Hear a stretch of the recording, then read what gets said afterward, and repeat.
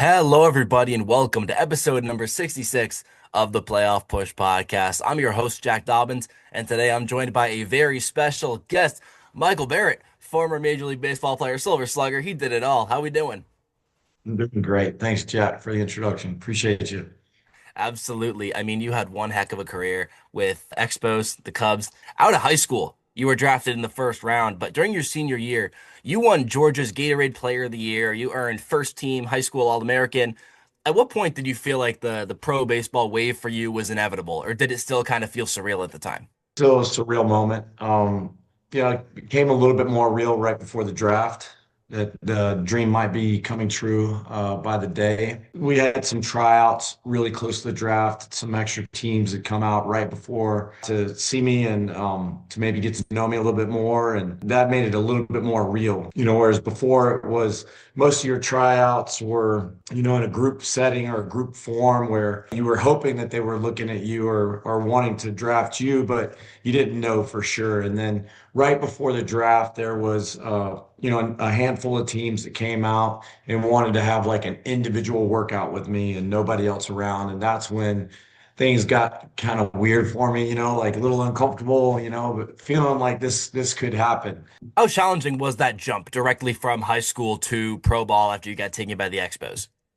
Yeah, it was crazy, First of all, with just the draft, the process itself, learning kind of how all of that works. As a kid, you think you know everything as a kid. And then when the draft hits you, you're like, okay, I'm drafted, I'm gone. See you later. And they're like, whoa, wait, we got to negotiate your contract. And then as you're in the process of negotiating the contract, you're really, at that point in time, we were really leaning into our agent. I had a great agent and Shapiro and Robinson, who had a lot of experience. But you really, as a kid, you're just wanting to go, go, go, go. I want to start my career. I want to get off, on the right start and the right foot. I don't want to, I didn't want to hold out or I didn't want to send the wrong message to the Montreal Expos. I was eager to get started so that I could go and embark on my career. And then it's like, the Expos come in and kind of lowball you, they came in and kind of lowballed me, initially offering about $175,000 less than what I signed for, which was a lot of money then. And then my agent and I came back and said, hey, we'll just take what the guy got last year and we're good. And then you would think that that would happen pretty quickly, but it didn't. It was the year after the strike, 1994. There was work stoppage and there was a lot of other factors that as a kid you don't think about. So it was a learning curve for sure. You were named Montreal's minor league player of the year. What clicked for you in the minors that made you feel like you belonged at that pro level? So yeah, a lot happened from the time I was drafted until 1998, where I was named the Player of the Year. A lot of things had to happen. We had such great talent. Right about that time, Montreal really started to invest in the young talent. So you started to see Vladimir Guerrero went up in 1997.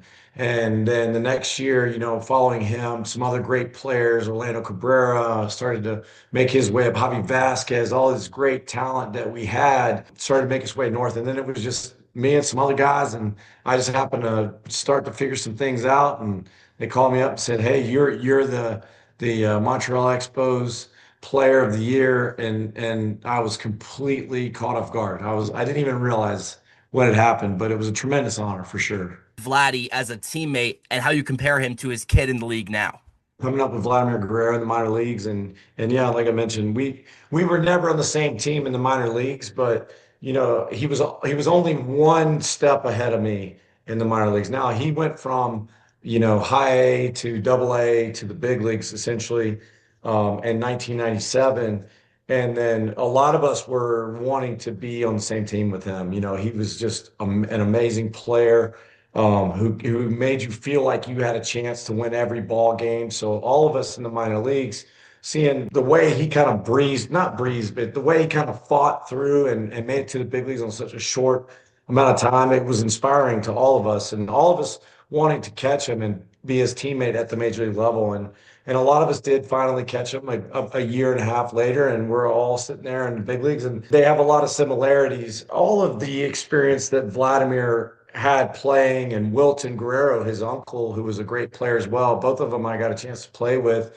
They brought home so much experience, so much wealth of knowledge that Vladdy and Wilton probably didn't have the luxury of learning under, whereas Vladdy Jr. had all of that experience to be credited to his name. And it's made all the difference in the type player he is, whereas, you look at him playing first base. Lord, I can only imagine what Vladimir Guerrero would look like playing first base. The dad playing first base. I just can't imagine it in my head. But Wilton Guerrero was a great defender. He was a great infielder. So Vladimir Guerrero Jr. has that to rely on. He now has that experience to rely on, and he's a very, very highly skilled, polished player now as a result. And I believe that's probably the biggest difference between the two of them, especially at this age. 32 doubles, led all National League rookies. When did you realize that you could produce like that immediately at the major league level? Yeah, it took some time to kind of settle in and gain confidence, playing, you want to be remembered in your first year as a quality player. You want to try to make all of that noise, as a young player, when you want to make the statement that you've arrived. And there were a lot of days where it didn't feel like I was much of a rookie. It felt like we were a lot of rookies. But no, looking back on it, Felipe Alou was amazing. I have to give my manager a lot of credit in my rookie season. There were days where, I didn't know if I was playing third base or if I was going to be catching. But at the end of the day, Felipe was doing everything he could to get me in the lineup and get me those at bats. And looking back on it, that's the most important thing is being able to be in the lineup, get those at bats, and even though I probably felt like I could have done better that year, the fact that I was able to rack up the number of doubles that I did is a credit to the manager getting me in the lineup and giving me the chance to play. And Felipe was one heck of a ball player in his own right. I believe a three-time All-Star.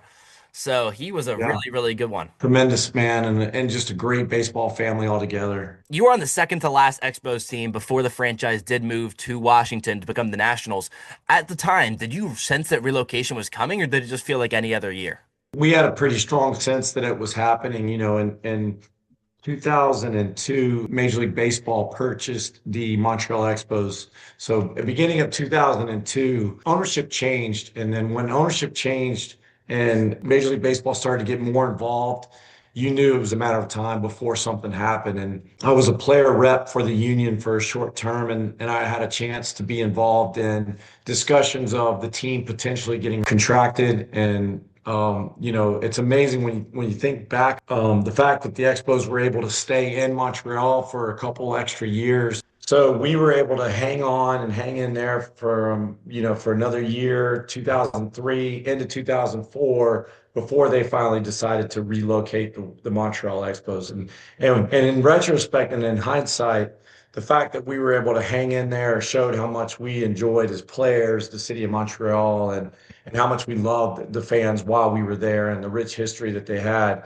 And we fought to keep it there as long as we could. And the fact that, like I said, they started talking about contraction and relocation in 2002, to be able to, prolong it to 2004 is a credit to the players. A lot of talk about relocation in the major leagues or expansion more so in the next few years. Would you be open to returning a team back to Montreal? Do you think it'd be beneficial for the league?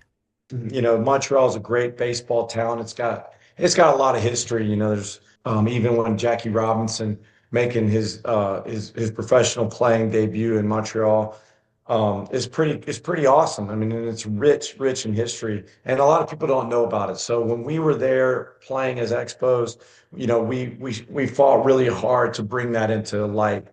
Baseball had made its way into Montreal long before the Expos were there, and there are baseball fans all over. And the thing is, it's so close to, New York and Massachusetts, some of the historical, organizations that have been around forever. It's like Montreal was right there. That a lot of people just didn't know it. So I think that with relocate not relocation, but expansion and the I would say it's not like realigning of the league. So let's say you took Montreal and you put Montreal in a division that was close to, those fan bases of New York. You could potentially pack the house every day. It may not be all Expo fans, but it would pack. And we saw that in interleague play in the last couple of years as a member of the Expos. So when we played Boston, when we played New York, we would have 20,000 easily in the stands there. And like I said, most of them may not have been Expo fans, but it was a great venue to watch a baseball game. The thing that I've seen a lot of with this whole expansion thing is adopting the NFL format, adding two new teams, then having four divisions of four in a North, East, South, West. Yeah, and I think there's a number of different ways. If you were to bring back the Expos and you were put them in the same division as the Toronto Blue Jays, for example, you have a whole different rivalry there. Whereas when we played interleague play, Montreal versus Toronto, it was a great series, back and forth. And Toronto had some great teams. We had some great teams, but you bring the Expos back, you put them in the same division, all of a sudden you have division rivals, and that just adds more value to the alignment and to the Expos being in that division. Now that's just an example, one way you could do it. The Expos had great track record against the New York Mets when I played, and we were in the National League East. We had a very difficult time competing against those organizations that were well funded, salaries for teams, like the Expos had the lowest team salary in 1999. Our team salary was like $13 million. It was maybe even less. I can't even remember, but whereas the highest, I think the Yankees were around 100 at that time. Now that's blown away by inflation and today's standards, but that's just an example of how far stretched it had gotten. Now, competing in the same division brings some of that money back into the Expos, back into Montreal, and all of a sudden you may be able to contend. I hope they really do go through with it. Hope they target Montreal and Nashville is where I want teams, but I'd be open to, Portland and stuff like that.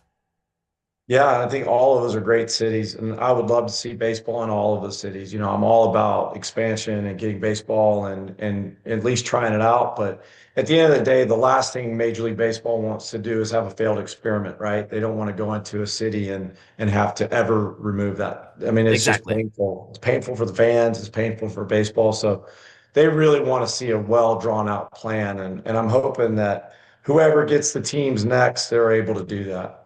Exactly. Got a few more questions back to you. You played both catcher and third base during your career. What was the mental preparation like between the two, and did one come more naturally, per se? Oh, it was so difficult, my first couple of years going back and forth, and it's hard for the manager to premeditate who's going to play where a lot of times. A lot of times it's, especially back in the day, it was a gut feeling by the manager. There wasn't the statistics, the analytics that we have now, where managers have a lot of times a lineup on their desk by what time they get to the office. It wasn't like that. So like not knowing what I was going to play, and I don't think a lot of times the manager didn't know where they were going to put me or plug me in. It's like we didn't even know who we'd be facing that day on the mound, especially if it was a spot starter, a fifth starter, maybe working into the rotation, and then all of a sudden we're there at the field and it's, mix this guy and mix that guy. And there'd be a lot of times where I'd be going down, working on my defense behind the plate, only to find out that, hours later I'd be playing third base. A lot of these things are like crazy to think about now for players, but that's just how we came to the field every day, not knowing. And when we were there always could be changes. There'd be days where I was not in the lineup, and I would go in the game in the first inning. I had times where catcher would be banged up, and be in the game in the first inning and behind the plate where I was supposed to be playing third base, and you're just like, what are we doing? This is crazy. Can you hurry up and pick one? But over time, it became easier for me to be a catcher than a third baseman. And I think it's because when you're catching, you're involved in every play and you have the opportunity to catch and call every pitch of every game. when you're playing third base, you may go a whole game without a ground ball. And you may go 3 games, you may make an error, then 2 games in a row not get a ground ball, and the last 3 games your fielding percentage is zero, you know. So Yeah, it's kind of absolutely. hard to deal with. As a catcher, you have a chance to improve on those defensive percentages all the time, 100 pitches at a time, you know. So that's why it was easier for me, I think, to settle in behind the plate. There we go. Winning a Silver Slugger as well behind the plate with Chicago. That's not easy to do. Hitting as a catcher is one of the harder things to do in Major League Baseball. What stood out to you about that year? Yeah, that year we went to work really hard on left-handed pitchers that year. I remember that off season or the season before, I had a pretty good season. Other things had to be in the stars. Piazza was perennially he won the Silver Slugger. I don't even know how many years in a row he won it. But he got hurt that year, so it was up for grabs. And there were some other great catchers, but for me, it was making some improvements at the plate against left-handed pitching so that when given the opportunity, that I knew to take advantage of it. And, that was something that Jim Hendry wanted me to do in the offseason. Went to work and, with some buddies of mine, we challenged myself on a daily basis in the offseason to work to make myself better at facing left-handed pitching. And going into that season, there was a huge improvement. That was the biggest difference. My Silver Slugger year, the biggest difference in my offensive game that I made was my statistics versus left-handed pitching. The difference in '04 to '05. My stats, if you look at both my stats in those 2 years, they look better in '04. But like I said, Piazza was hurt in '05, and that just opened the door. And I just happened to be at the forefront with some other great catchers, and it was pretty cool honor. Yeah, Piazza also one heck of a catcher. My first ever Hall of Fame induction was him and Griffey back in 16. Oh, So that's awesome. Yeah, he was one heck of a ball player. And then I got to cover it last year. So it's like pretty full circle. But that's cool. so at a catcher, you said since you were a catcher that you're at the center of everything on the field. You're involved in every play. What makes a great pitcher-catcher relationship, and how do you build trust with the staff and the pen? Yeah, I was talking to another group of guys the other day, and we were trying to figure out how many games it was that I caught Greg Maddox, and I think it was like 57. That was my Yeah, next question. I think I'm like fifth on the all-time list, and I always go back to what I learned from him in terms of building that pitching catching relationship. Um, when I met Greg, he changed everything, for me. I met him in 2004. And before that, when I first came up with the Montreal Expos, I was a catcher, but going back and forth third base catching, there was in my off time from catching, I was worried about playing third base. I didn't have time to really get invested into the relationships with the pitchers.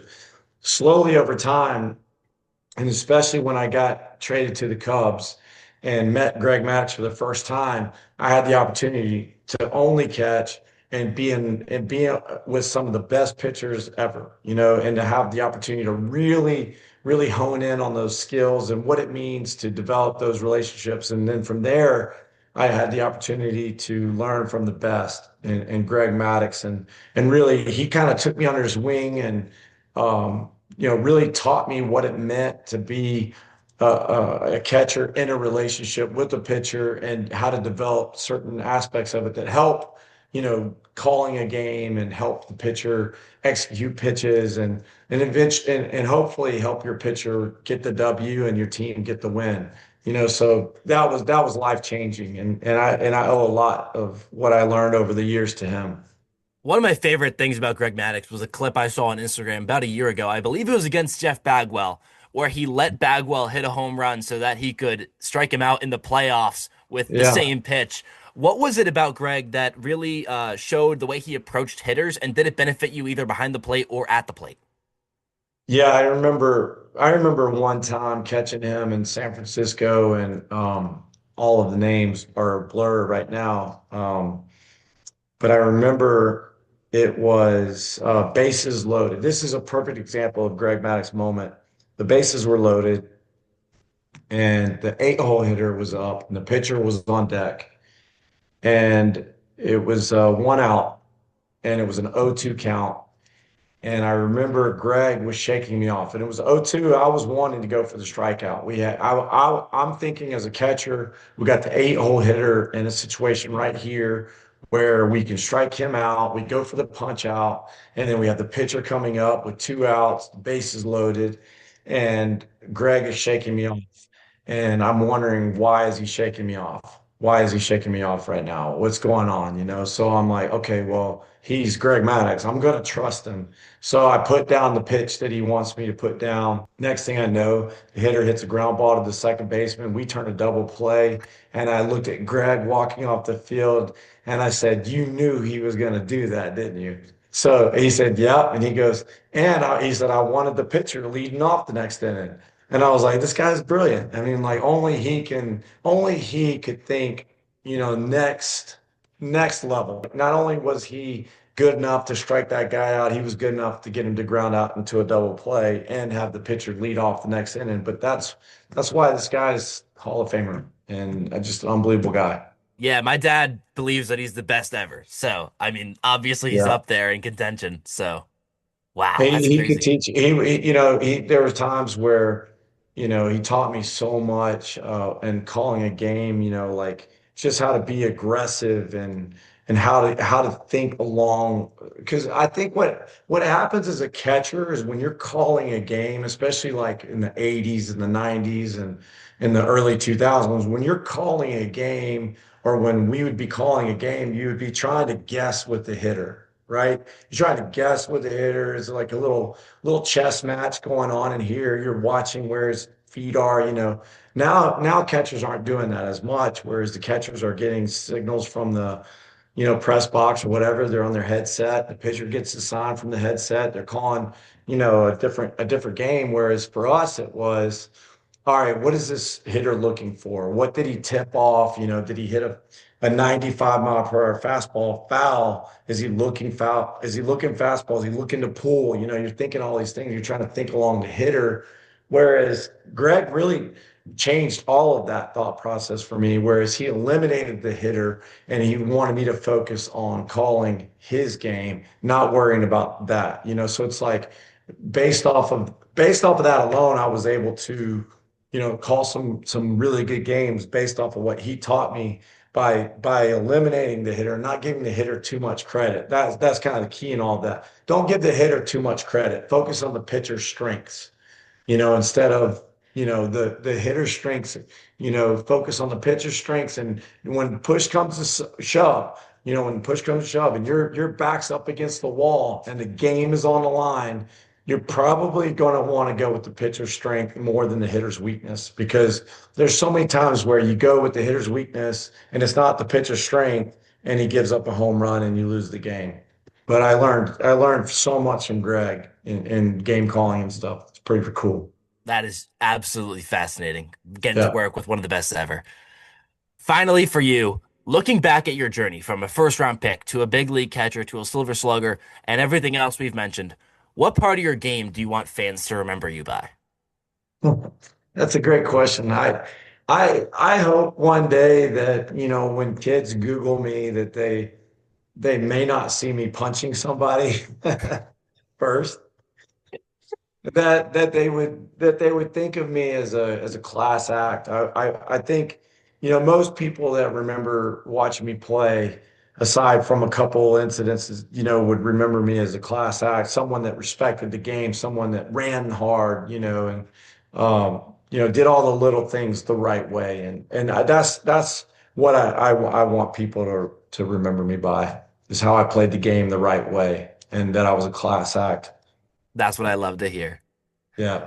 Episode 66 of the Playoff Push podcast is in the books. Any final words before we go? No, I really appreciate you having me on your show. Good luck to you and go Nittany Lions, right? There we go. Yes, sir. Yes, sir. Thank you so much. That's going to do it here. Episode 66 of the Playoff Push podcast. I'm your host, Jack Dobbins, and have a great rest of your day.